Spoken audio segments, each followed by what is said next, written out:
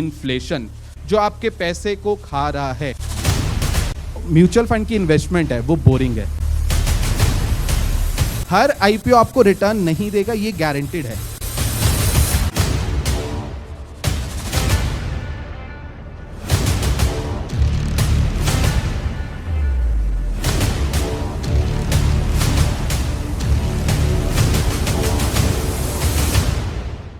Y financial literacy, सबसे पहला point, build a strong foundation. आपकी लाइफ में एक स्ट्रॉन्ग फाउंडेशन बन जाती है। आप जब फाइनेंशियली लिटरेट होते हो तो आपकी फाइनेंशियल स्टेबिलिटी बेटर हो जाती है। जब फाइनेंशियल स्टेबिलिटी नहीं होती तो लाइफ में बहुत प्रॉब्लम क्रिएट्स हो जाती है। आपके ऊपर कर्जा चढ़ जाता है, लोन आपके ऊपर बहुत हो जाता है। पॉइंट मेरा ये है कि डेट कम से कम हो, आपकी इनकम से कम होना चाहिए। अगर आपकी इनकम अच्छी है और फिर आपने लोन लिया हुआ है तो कोई दिक्कत नहीं है। बट आप किसी को शो ऑफ करने के लिए लोन ले रहे हो, फॉर एग्जांपल कि अगर आप आईफोन इसलिए परचेस कर रहे हो कि आपको दोस्तों के आगे अच्छा बनना है या दोस्तों को आगे ये दिखाना है कि मेरे पास पैसा है, दैट्स रॉन्ग। बट अगर आप आईफोन इसलिए परचेस कर रहे हो कि आईफोन से आप अच्छा कंटेंट बनाओगे, अच्छे कंटेंट से आप उसको मोनेटाइज करोगे, दैट्स कॉल्ड योर एसेट, कि वो एक एसेट की तरह आपको काम कर रहा है, आपके लिए एक वो इनकम जनरेट करके दे रहा है। उसके बाद आपको गोल अचीवमेंट में हेल्प करता है, avoiding financial pitfall. Poor decision can lead to debt trap. मैंने आपको बताया ही कि एक पुअर डिसीजन होता है तो आप डेट ट्रैप पे आ जाते हो, उससे बचाता है। तो फाइनेंशियल लिटरेसी कहीं ना कहीं आपको एक स्ट्रॉन्ग फाउंडेशन बिल्ड करने में और एक प्रॉपर फाइनेंशियल प्लानिंग करने में हेल्प करता है। अब मैंने आपसे बात करी वाई शुड यू इन्वेस्ट, और इसका सबसे इंपॉर्टेंट रीजन है इन्फ्लेशन, जो आपके पैसे को खा रहा है बिना बताए। आपको पता भी नहीं चल रहा, बट आपका पैसा, आपकी जो पैसे की वैल्यू है वो हर साल डाउन जा रही है। मैंने 1 लाख रुपए लॉकर में रख दिए ये सोच के कि 1 साल बाद एक प्रोडक्ट जाके परचेज कर लूंगा। जब मैं वो प्रोडक्ट लेने गया तो उसकी वैल्यू होगी 1,08,000। तो सिंपल कहें तो 8% से इन्फ्लेशन बढ़ गया। अब मैं अगर उसको सिर्फ और सिर्फ एफडी में रखता हूं तो मेरा ब्रेक इवन भी नहीं, ब्रेक इवन आता है ऑलमोस्ट, कि ठीक है जी मैंने 1 लाख रुपए एफडी में डाला, 1 साल बाद मैं प्रोडक्ट लेने गया वो 1,08,000 का हो गया, एंड वो 1,08,000 ठीक है, मेरे को 8,000 का इंटरेस्ट आ गया। बट जब आप एफडी में टैक्स भरते हो तो आपका जो पोस्ट इंटरेस्ट आता है, मतलब जो आपकी अर्निंग हुई, वो कहीं ना कहीं और गिर जाती है। सो फिर कहाँ पर पैसा रखें? उसके लिए आता है आपके पास म्यूचुअल फंड्स, उसके लिए आता है आपके पास stock market. But answer is कि सारा पैसा डाल दे? बिल्कुल नहीं, आपको डाइवर्सिफिकेशन की जरूरत है। सो इन्फ्लेशन आपके पैसे को खा रहा है। अगर आप देख सकते हो 1979 में 100 रुपीज की जो वैल्यू थी, 2023 आते आते 3 रुपए रह गई। यानी अगर मैंने उस टाइम लॉकर में रख दिए होते 100 रुपए की, आने वाले टाइम में मेरे बच्चों को ये 100 रुपए मिलेंगे तो उनको बेनिफिट होगा। बट उनको क्या पता था, मुझे क्या पता था कि वो 100 रुपए की वैल्यू सिर्फ 3 रुपए रह जाएगी। तो 100 की वैल्यू ओनली 3 रुपीज रहेगी इन 2023 बिकॉज ऑफ इन्फ्लेशन। सबको आईपीओ के बारे में पता है? आईपीओ के बारे में कितनों को पता है? ओह, ये तो सारे आईपीओ इन्वेस्टर्स बैठे हैं। लिस्टिंग इन करते हो या लॉन्ग टर्म के लिए होल्ड करते हो? लॉन्ग टर्म, गलती कर रहे हो, लिस्टिंग इन बुक करो। एक चीज ध्यान रखना, जितने आईपीओज आ रहे हैं, एक और मैं अच्छा पॉइंट देता हूं, आप लोगों के काम आएगा अगर आप लोग आईपीओ में इन्वेस्ट करते हो। मैं आईपीओ में लास्ट 7 ईयर से इन्वेस्ट कर रहा हूं। आईपीओ, आप अपनी प्रॉपर्टी को कब बेचना चाहोगे? एक आंसर दो मेरे को। जब रेट ज्यादा होगा, है ना? या अगर आप कह लो जब डिमांड ज्यादा होगी। तो आईपीओ भी सेम है सर। कंपनीज आईपीओ तभी लाएगी जब मार्केट बुल फेज में होगा। उनको पता है सारे इन्वेस्टर पैसा देने के लिए रेडी है, चाहे कोई भी रेट मैं मांग लूं, मैं चाहे उनको 500 का शेयर दे दूं, वो 500 पे परचेज करने के लिए। सो माय पॉइंट इज कि कोई भी आईपीओ आता है ना, उसका प्रॉपर एनालिसिस करो। हर आईपीओ आपको रिटर्न नहीं देगा, ये गारंटेड है। बहुत सारे आईपीओज आपको मिलेंगे जो आपने पैसा लगाया ये सोच के कि लॉन्ग टर्म में 15,000 डबल हो जाएंगे, हो सकता है कि वो 50% डाउन भी चले जाएं। तो सारे आईपीओ नहीं लगाने, ये तो एक चीज मान लो। और जब बुल फेज में कोई भी कंपनी अपना आईपीओ लेकर आ रही है, आपको सारे आईपीओ तो बिल्कुल नहीं लगाने, वहां चूजी हो जाओ। या अगर आपको लग रहा है कि इसमें लिस्टिंग इन हो रहा है तो लिस्टिंग इन बुक करो। ये मेरा एक्सपीरियंस है। मैंने लॉन्ग टर्म में जितने आईपीओज रखे हैं, ज्यादातर आईपीओज अपने बिलो आईपीओ प्राइस गए हैं। तो बेटर है, आईपीओ के लिए एक बहुत अच्छी मैंने आपको गाइडेंस दी है। सारे आईपीओ आपको नहीं अप्लाई करने, वही आईपीओ अप्लाई करना जिसमें आपको फ्यूचर नजर आ रहा है। तो आईपीओ क्या होता है बेसिकली, एक मैं थोड़ा सा आइडिया दे देता हूं। जब कोई कंपनी पहली बार अपने स्टॉक्स को सेल करती है, अपने शेयर्स को सेल करती है और पब्लिक से फंड रेस करती है, उस प्रोसेस को हम कहते हैं आईपीओ। ठीक है जी। अब स्टॉक मार्केट में आईपीओ के थ्रू ही फंड रेस करे जाते हैं सबसे पहले, और हमारे पास स्टॉक मार्केट में 2 स्टॉक एक्सचेंजेस हैं, national stock exchange and Bombay stock exchange, जिसको हम एनएससी और बीएसई भी कहते हैं। एनएससी पे ऑलमोस्ट 2000 प्लस कंपनीज लिस्टेड है और बीएसई में ऑलमोस्ट 5000 प्लस कंपनीज लिस्टेड है। दोनों ही स्टॉक एक्सचेंज से आप बाय सेल कर सकते हो शेयर। तो स्टॉक मार्केट में आपको कोई भी शेयर बाय करना हो, आपको कोई भी स्टॉक्स में इन्वेस्टमेंट करनी हो, with the help of NSC BSE आप स्टॉक बाय कर सकते हो। बट बीच में आपको एक इंटरमीडिएटरी यूज करना होता है, that is called stock broker. तो वो ब्रोकर कोई भी हो सकता है, लेट्स अज्यूम कर लेते हैं वो जीरोधा हो सकता है, वो एंजल वन हो सकता है, अपस्टॉक हो सकता है। आप उनके थ्रू स्टॉक्स में इन्वेस्ट कर सकते हो। वॉरेन बुफे सर जो कि ग्रेट इन्वेस्टर हैं, उनकी एक बात ध्यान से समझ लो, don't put all eggs in one basket. Last 6 महीने में जितने लोगों का नेगेटिव पोर्टफोलियो चल रहा है, जितने डीआईवाई इन्वेस्टर्स बने थे, वो सारा का सारा पैसा स्टॉक्स में लगाने लग गए, वो सारा पैसा म्यूचुअल फंड में भी स्मॉल कैप मिड कैप में इन्वेस्ट करने लगे। तो ये बहुत बड़ी गलती है। मेरी बात आप प्लीज ध्यान से समझना, आपको अपना सारा पैसा स्टॉक्स में कभी नहीं लगाना, आपको एसेट एलोकेशन करनी है। अगर आप ध्यान से देखोगे तो एसेट एलोकेशन पे सेबी भी बहुत फोकस कर रहा है। सेबी का यहां पर कहना है कि आपको हर एक एसेट क्लासेस इंपॉर्टेंट है। अब एसेट क्लास में कौन सा आ जाता है? डेट यानी आप किसी को लोन दो, ठीक है जी। तो डेट कैटेगरी भी बहुत इंपॉर्टेंट है। उसके बाद इक्विटी तो आपके पास है ही, इवन एफडीज में भी इन्वेस्ट करना काफी इंपॉर्टेंट है। अब आप लोग काफी पिछले 1 साल में तो ये हुआ कि बच्चे जाके घर पे बोल रहे हैं कि पापा एफडी बिल्कुल मत करो, सिर्फ और सिर्फ स्टॉक्स में पैसा लगा दो। नहीं, प्लीज मेरी बात मानो। अगर आप चाहते हो कि आप वेल्थ क्रिएट करो, तो वेल्थ क्रिएशन का एक मंत्र है, स्टॉक मार्केट जरूरी है। आपको पैसा, क्योंकि अगर आप यूथ हो तो आप ज्यादा पैसा इन्वेस्ट कर सकते हो, बिकॉज आपके पास बहुत टाइम है। बट अगर आपके गोल्स हैं कि मेरे को 3 साल बाद पैसा चाहिए ही चाहिए, तब आप इक्विटी फंड्स में इन्वेस्ट नहीं कर सकते, तब वहां रिस्क है। अगर 3 साल बाद मार्केट गिर गई, आप क्या करोगे? आपका गोल अचीव ही नहीं होगा। तब आपके लिए एफडी ही है, या एफडी के अलावा अगर मैं कोई और ऑप्शन मार्केट में डेट फंड्स अवेलेबल है तो डेट फंड में आप जा सकते हो। तो माय पॉइंट इज कि अगर आपको इन्वेस्ट करना है तो आपको सारा पैसा इक्विटी में नहीं लगाना, एक ही एसेट क्लास में निर्भर नहीं रहना। कल को स्टॉक मार्केट 3 साल नहीं चली, तब आप क्या करोगे? सो एवरी एसेट क्लास के अपने एक फायदे हैं, अपने एक नुकसान है, बट आपको देखना है कि आपके गोल्स के अकॉर्डिंग कौन सा एसेट क्लास कब काम आएगा। सो एफडी शॉर्ट टर्म के लिए, debt fund short to medium term के लिए, equities are meant for long term investments. So mutual fund में अगर आप इन्वेस्टमेंट कर रहे हो, आपका हॉरिजॉन ही 5 ईयर से प्लस होना चाहिए, और डोंट एक्सपेक्ट कि 12% से ऊपर रिटर्न आएगा। पिछले 6 महीने में, 1 साल में सबकी एक्सपेक्टेशन हो गई थी कि यार स्टॉक मार्केट में तो पैसा डालोगे आपको हर साल 25-25, 30-30% आएगा। नहीं, डोंट एक्सपेक्ट मोर देन 12%। उसके ऊपर जो आया वो भगवान की आपकी कृपा मानना बिल्कुल, but don't expect more than 12%।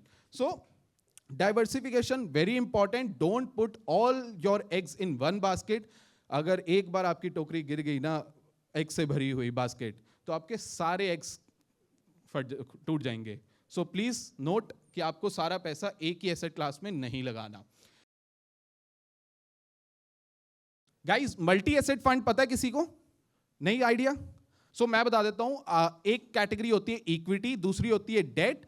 जब मैं बात कर रहा हूं मल्टी एसेट, सो वो आपका पैसा इक्विटी यानी शेयर मार्केट में भी लगा रहा है, डेट मार्केट में भी लगा रहा है, कॉमोडिटीज लाइक गोल्ड सिल्वर में भी इन्वेस्ट कर रहा है, और आपका पैसा रीट्स और इनवीट्स में भी इन्वेस्ट कर रहा है। रीट्स होते हैं रियल एस्टेट इन्वेस्टमेंट ट्रस्ट, और इनवीट्स होते हैं इंफ्रास्ट्रक्चर इन्वेस्टमेंट ट्रस्ट। यानी आप अपना पैसा रियल एस्टेट और इंफ्रास्ट्रक्चर में भी इन्वेस्ट कर सकते हो। सो म्यूचुअल फंड क्या करता है, आप सबसे मैंने क्या करा, 100 रुपीज कलेक्ट कर लिए, एंड मेरे पास टोटल आ गए 5000 रुपीज। अब मैंने उस 5000 को आगे इन्वेस्ट कर दिए अलग अलग एसेट क्लासेस में, वहां से जो रिटर्न आया वो आपको पास आउट कर दिया, that is called mutual fund. And इस पूरे ही प्रोसेस के लिए मैंने एक एक्सपेंस रेशियो भी चार्ज कर ली, वो मेरी अर्निंग होती है जो आप एक्सपेंस रेशियो पे करते हो। सो बेसिक ये आइडिया है म्यूचुअल फंड्स का।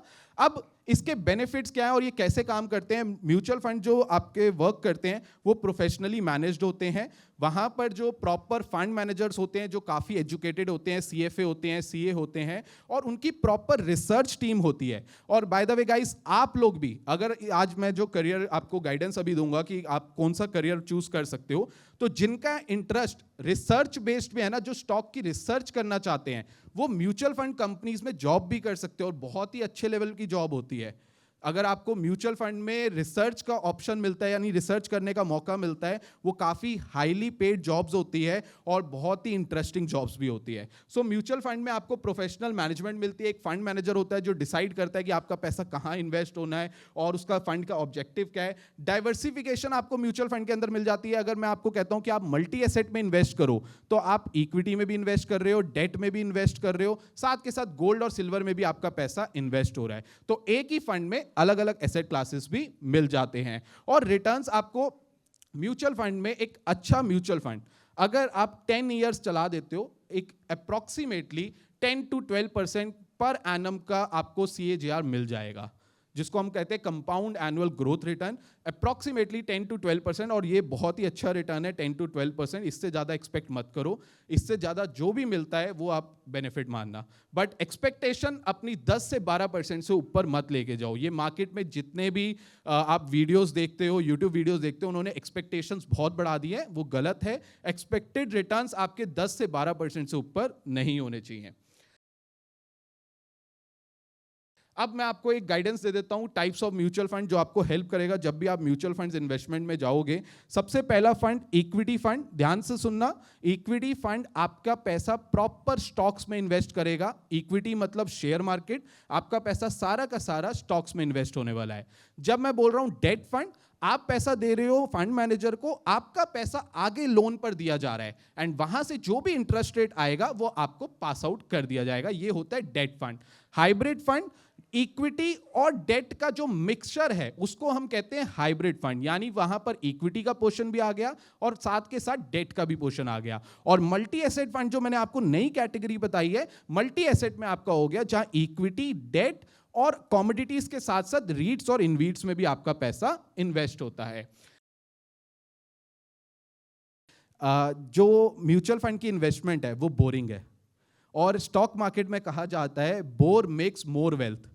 जितना ज्यादा बोरिंग होगा ना इक्विटी इन्वेस्टमेंट, उतना ज्यादा आप वेल्थ क्रिएट करोगे। तो यहां पर अगर ज्यादा आपको वो चाहिए ना, मतलब एंजॉयमेंट की, भाई एक बार स्टॉक ऊपर चला जाए नीचे चला जाए, वेल्थ क्रिएट नहीं होगी।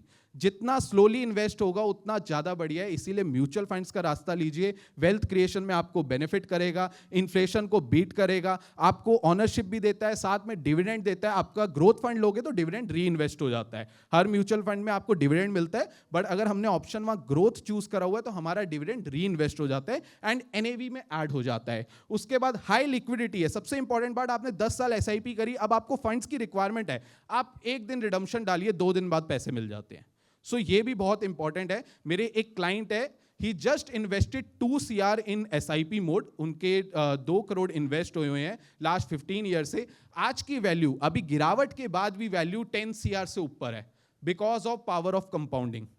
सो म्यूचुअल फंड की इन्वेस्टमेंट लॉन्ग टर्म में बहुत बेनिफिट देती है, शॉर्ट टर्म में आपको उसमें ज़्यादा बेनिफिट नहीं नजर आएगा। सो मिनिमम 10 ईयर्स आपको इन्वेस्ट करना चाहिए, और टैक्स एफिशिएंट है, और साथ के साथ आप हेल्प करते हो। अगर म्यूचुअल फंड में इन्वेस्ट करते हो तो इकोनॉमी को भी ग्रोथ मिलती है। सर, क्या बेनिफिट है एक अच्छा फाइनेंस में करियर बनाने के? सबसे पहला बेनिफिट, एक अच्छा पैसा कहां पर है? फाइनेंस में है। मैं अपना बिजनेस कर रहा हूं यार, पैसा है तभी तो बिजनेस कर रहा हूं। आज मेरे को अच्छा पैसा ना मिल रहा होता तो मैं बिजनेस ही नहीं करता। सो फाइनेंस में जितना पैसा है उतना कहीं कहीं किसी भी फील्ड में नहीं है, मतलब एक अच्छा पैसा है। बैलेंस ग्रोथ आपको मिल जाती है, सिक्योरिटी डाइवर्सिटी मिल जाती है, स्कोप फॉर ग्रोथ है, और डाइवर्स करियर पाथ है, यानी बहुत सारे ऑप्शन है फाइनेंस में। म्यूचुअल फंड कंपनीज है, स्टॉक मार्केट है, वेल्थ ग्रोथ वाली कंपनीज है, इंश्योरेंस कंपनीज है, बहुत सारी जगह है जहां पे आप अच्छी जॉब कर सकते हो, अच्छे लेवल पे कर सकते हो, रिसर्च बेस्ड जॉब कर सकते हो। बट चैलेंजेस भी है, इतना आसान नहीं है जितना लोगों को लगता है। हाई कंपटीशन है, लॉन्ग वर्किंग आवर्स है, स्ट्रेस लेवल बहुत ज़्यादा है, और रिस्क मैनेजमेंट में बहुत ध्यान रखना पड़ता है, और क्लाइंट की एक्सपेक्टेशन बहुत ज़्यादा है। मतलब हमारे से ज़्यादा कौन एक्सपेक्ट करेगा? मैं तो रोज़ क्लाइंट से डील करता हूँ, हमें कितनी मुश्किल से उनको समझाना पड़ता है कि 10 से 12% से ऊपर एक्सपेक्ट मत करो, बट क्लाइंट आगे हमें बोलता है सर 15-20% कैसे आएगा? सो क्लाइंट्स की एक्सपेक्टेशन बहुत ज़्यादा है, बट फाइनेंस में करियर बनाने के बहुत ज़्यादा बेनिफिट्स हैं। शॉर्ट टर्म कोर्सेज कौन से अवेलेबल है? NISM यानी national institute of securities market, जो कि सेबी ने बनाया है। यहाँ पे सेबी यानी securities and exchange board of India, जो स्टॉक मार्केट की रेगुलेटर है, उन्होंने यहाँ पर काफी सारे NISM के एग्जाम्स दिए हुए हैं। अब जैसे आपके सामने मैंने बोला था ना, मैं AMFI registered mutual fund distributor हूं, तो जब मैं अपने कॉलेज डेज में था तब मैंने NISM का सीरीज 5A, ध्यान से नाम सुनना, NISM series 5A mutual fund distributor exam, ये मैंने क्लियर करा था। फिर मैं म्यूचुअल फंड डिस्ट्रीब्यूटर बना और मैंने एसोसिएशन में अपना रजिस्ट्रेशन करा। सो आपके पास बहुत सारे ऑप्शन है। जिन बच्चों का इंटरेस्ट डेरिवेटिव यानी FNO के अंदर है, वो यहाँ पे NISM का सीरीज करेंसी डेरिवेटिव, अगर उनका करेंसी में इंटरेस्ट है, नहीं तो इक्विटी डेरिवेटिव यानी NISM series 8 equity derivatives exam. अगर आपको डेरिवेटिव यानी FNO में इंटरेस्ट है और आप चाहते हो उससे रिलेटेड जॉब करना, तो ये वाला NISM एग्जाम देना बहुत जरूरी है। अब आ जाते हैं, मैं हूं mutual fund distributor. Mutual fund distributor का क्या काम है? उसको म्यूचुअल फंड सेल करने होते हैं और गाइडेंस देनी होती है अपने क्लाइंट को। बट अगर आप चाहते हो कि आप सेबी रजिस्टर्ड इन्वेस्टमेंट एडवाइजर बनना है, कि आप उनसे फीस चार्ज करो, आपके पास क्लाइंट आता है, आप उससे फीस चार्ज करो, तब आपको कौन सा एग्जाम देना है? यहां पर NISM का series 10A investment advisor level 1 और लेवल 2। यहां पर 2 लेवल है NISM सीरीज 10A 10B, जिसमें आपको 2 एग्जाम देने हैं। अगर आप ये 2 एग्जाम दे देते हो तो आप उसके बाद सेबी रजिस्ट्रेशन के लिए अप्लाई कर सकते हो। और सेबी रजिस्टर्ड होना आज के टाइम मार्केट में काफी ज्यादा वैल्यू क्रिएट करता है। आप एक डिसेंट अमाउंट यहां पर एक्सपेक्ट कर सकते हो अपने क्लाइंट से। बट जितनों को भी अपना स्टॉक रिसर्च करने का मन है ना, वो प्लीज ये वाला एग्जाम जरूर दीजिए, NISM का सीरीज 15 रिसर्च एनालिस्ट एग्जाम। बहुत ही अच्छा एग्जाम है। अगर आप ये एग्जाम दे देते हो और इसकी पढ़ाई कर लेते हो, आधी स्टॉक मार्केट तो आप वैसे ही कवर कर लोगे। NISM ने इतना बढ़िया ये एग्जाम बनाया। इसकी कॉस्ट क्या है? ज्यादातर NISM के एग्जाम 1500 से 3000 तक की फीस होती है इनकी। सेंटर आप दिल्ली में कोई भी चूज कर सकते हो, झंडे वाला, राजेंद्र प्लेस, कहीं पे भी जाके एग्जाम दे सकते हो। मिनिमम 1 से 2 महीने आपको पढ़ाई करनी है। But NISM research analyst exam अगर आप क्लियर करते हो तो आपको रिसर्च बेस्ड जॉब मिल सकती है कंपनीज में, या इवन आप सेबी रजिस्टर्ड रिसर्च एनालिस्ट बन सकते हो। आपने सुना होगा वो जो टिप्स देते हैं स्टॉक्स की, आधे से ज्यादा फेक होते हैं। अगर आप चाहते हो कि आप टिप्स देके अच्छी अर्निंग करो, तो आप सेबी रजिस्टर्ड बनो।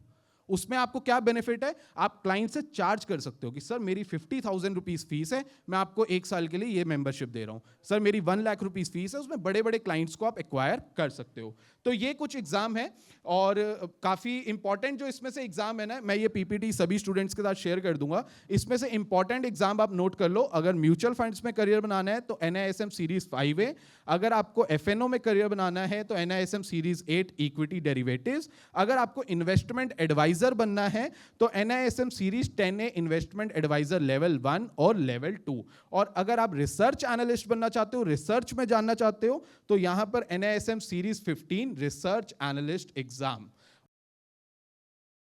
अगर आप ये कोर्सेज करते हो तो आपको ज्यादा वैल्यू क्रिएट होती है, जैसे CFA चार्टर्ड फाइनेंशियल एनालिस्ट। और ये जॉब जितने आप फंड मैनेजर से मैं मिलता हूं ना म्यूचुअल फंड्स में, क्योंकि मैं तो फंड मैनेजर से मिलता रहता हूं मीटिंग्स में, जितने फंड मैनेजर होते हैं सर, उनकी सैलरीज होती है करोड़ों में, और वो इतने 1000 ऑफ करोड़ मैनेज कर रहे होते हैं। अभी रिसेंटली मैं एक फंड मैनेजर से मिला, ही इज मैनेजिंग 75,000 करोड़।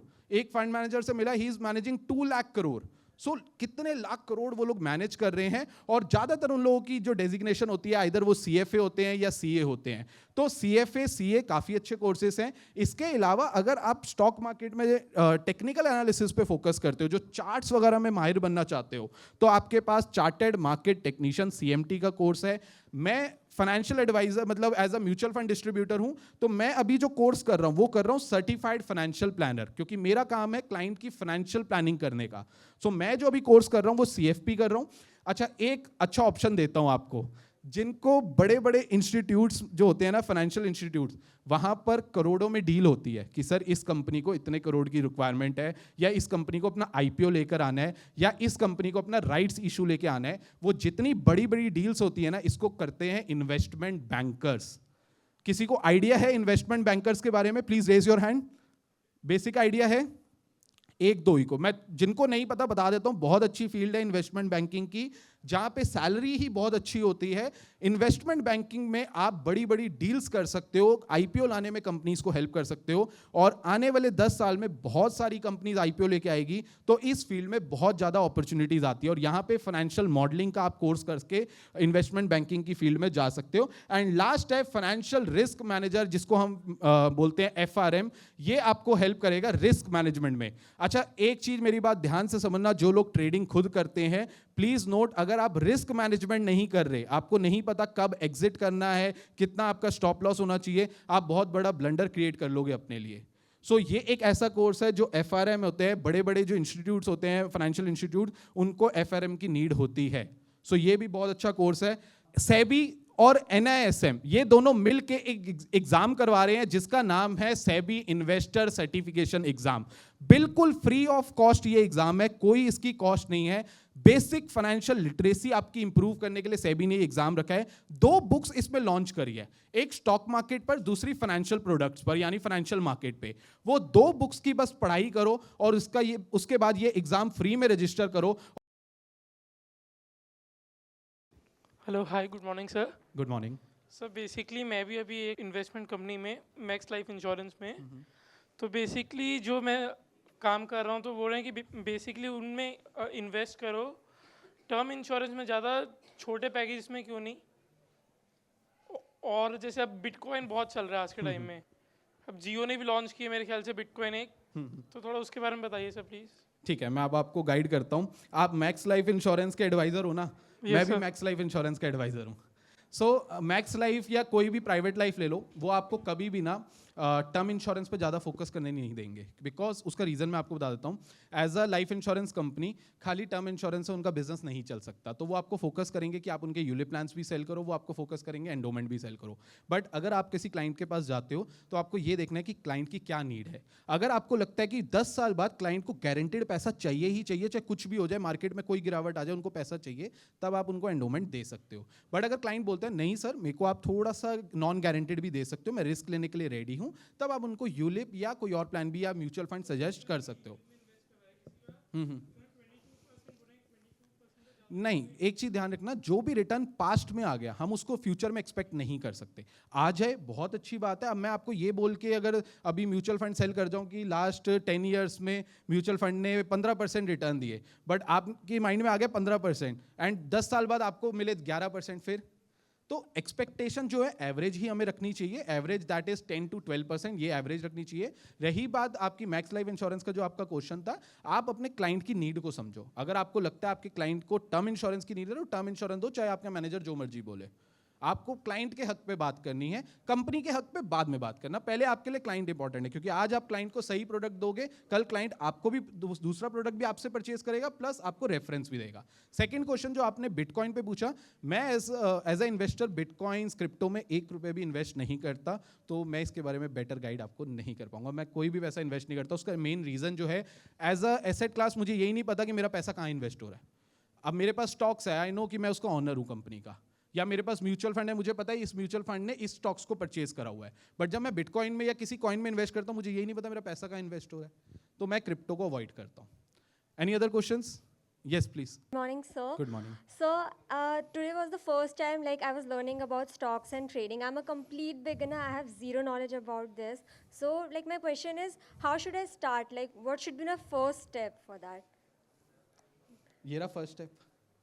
कहीं नहीं जाना, सेबी ने आपके लिए दिया है first step. Okay. English Hindi दोनों में एग्जाम अवेलेबल है, यहां से शुरुआत कीजिए। और दूसरा जो मैंने शेयर करा था एनआईएसएम के एग्जाम, किसी भी एनआईएसएम एग्जाम आप देते हो ना, आपको सारी स्टॉक मार्केट की नॉलेज मिल जाती है। जैसे रिसर्च में जाना चाहते हो तो रिसर्च एनालिस्ट दो, बेसिक सारी नॉलेज मिल जाएगी। अगर डेरिवेटिव्स में इंटरेस्ट है तो डेरिवेटिव्स की। तो एनआईएसएम और ये जो सेबी वाला एग्जाम है, ये इससे स्टार्ट करो, उससे आपको पता चलेगा आपका इंटरेस्ट किस में है, देन फिर हम आगे मूव फॉरवर्ड कर सकते हैं। Thank you Any so other much. question? Yes. Sir, इनका क्वेश्चन है, जितने भी कोर्सेज हैं जो बीएससी एनएससी में हम या एनआईएसएम करवा रहे हैं, उसके लिए हम कैसे अप्लाई कर सकते हैं? क्या प्रोसीजर हमें फॉलो करना होता है? सो एनआईएसएम का तो बहुत सिंपल प्रोसीजर है। जस्ट गूगल पे सर्च कर देना एनआईएसएम सेबी इन्वेस्टर, ये सर्च करोगे सबसे पहली वेबसाइट आएगी, वहां पर जाके आप प्रोफाइल क्रिएट कर लेना। वहां से एग्जाम के लिए उसी टाइम आप एग्जाम क्लियर कर सकते हो, मतलब आप एग्जाम दे सकते हो।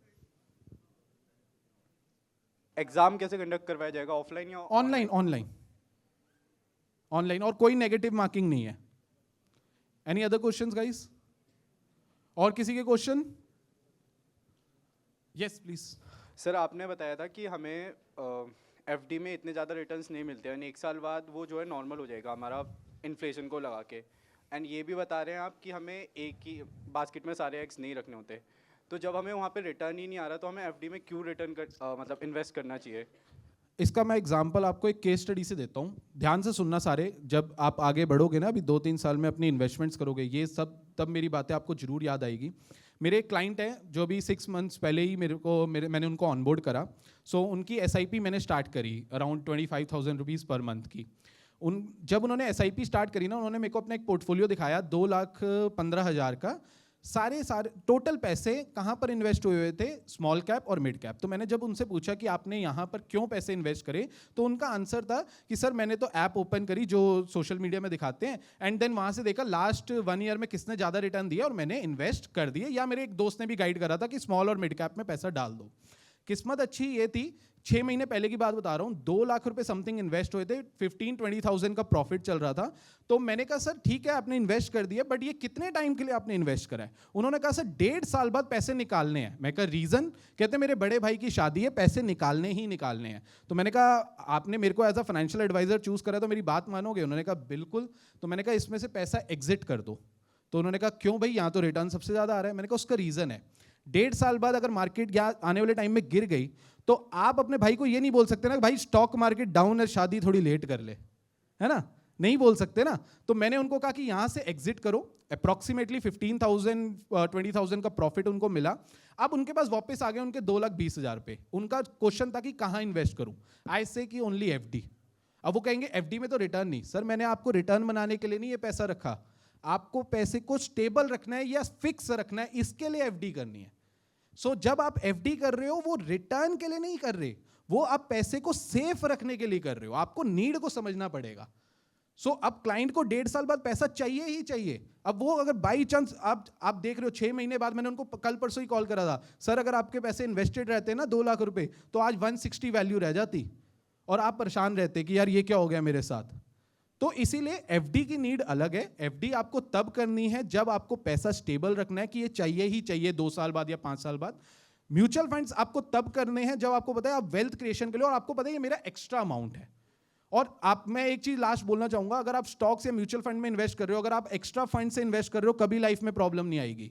ये जितने लोग अभी क्रैश आने से या करेक्शन आने से परेशान है ना, ये वो लोग हैं जो लोन लेके इन्वेस्ट कर रहे हैं। ये वो लोग हैं जो पापा को ये बोल के आए कि पापा मेरे को FD का पैसा दे दो, मैं आपको रिटर्न बना के दूंगा। रातों रात पैसा नहीं बनेगा। प्लीज नोट, ये जिन लोगों ने भी ये आइडियोलॉजी बना दी है ना कि स्टॉक मार्केट में लाखों करोड़ों बनते हैं, बिल्कुल बनते हैं, बट टाइम लगता है। इंट्राडे बिल्कुल अच्छा है, बट अगर आप प्रॉपर उसको करोगे एनालिसिस के साथ और प्रॉपर वहीं पे बैठ के काम करोगे। सो अगर आपके पास टाइम है और पूरा दिन इंट्राडे करने के लिए आपके पास सुबह 9:15 से 3:30 तक का टाइम है तो बेस्ट है। अगर आप साथ में बिजनेस कर रहे हो या कुछ और काम कर रहे हो तो इंट्राडे मत करना। मैं करता था इंट्राडे, साथ में मैं काम भी संभाल रहा था। जहां लॉस हो गया काम में भी दिक्कत आ जाती थी और घर पे लड़ाई अलग होती थी। तो मेंटल स्टेबिलिटी पूरी हट जाती है। और इसीलिए मैं आज के टाइम पे इक्विटी इन्वेस्टमेंट्स करता हूँ या शॉर्ट टर्म ट्रेडिंग करता हूँ, जिससे थोड़ा स्टेबल रहता है माइंड। ऐसी बात नहीं है, भूलने की बात नहीं है, आपको सही टाइम पे एग्जिट करना आना चाहिए। और अगर ये नहीं समझ आ रहा ना, जैसे कि कब एग्जिट लेना है ये नहीं समझ आ रहा, म्यूचुअल फंड को दे दो। सही म्यूचुअल फंड चूज करो, अपने आप एग्जिट करेगा, अपने आप एंट्री करेगा, आपको एक डिसेंट रिटर्न दे देगा। बट मिनिमम इक्विटी इन्वेस्टमेंट कर रहे हो इक्विटी फंड्स में 5 साल से ऊपर, 2-3 साल के लिए नहीं लगाने, छोड़ दो। जो बोल रहा है फ्रेंड मना कर दो। आपको आपका पैसा बहुत प्यारा है, बहुत मुश्किल से बनता है पैसा। Any other questions guys? Yes.